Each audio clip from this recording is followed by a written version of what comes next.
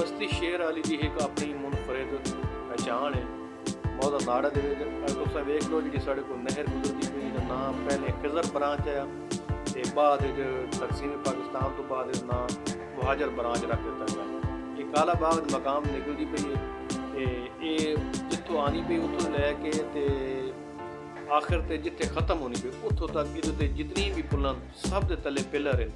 वैद बस्ती शेर वाली दी एक यही पुल है जिहदे थल्ले कोई पिलर नहीं। और ये क्रेडिट ये एजाज़ साबका वाइस चेयरमैन जनाब रब नवाज साहब नूं मैंने अल्लाह पाक उन्होंने जिंदगी करे, अल्लाह पाक उन्होंने सेहत देवे जेड़ा ये पुल बनवाई।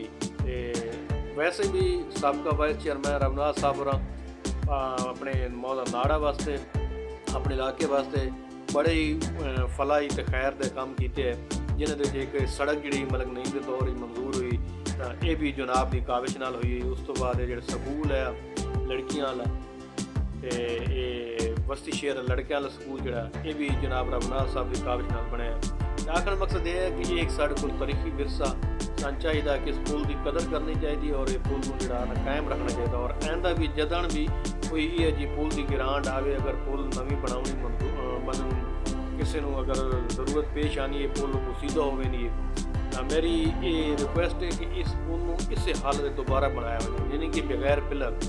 एक साढ़े मौजा नाड़ा बस्ती शहर वाली वास्ते एजाज़ है कि एक वहद पुल है जिसके थले कोई पिलर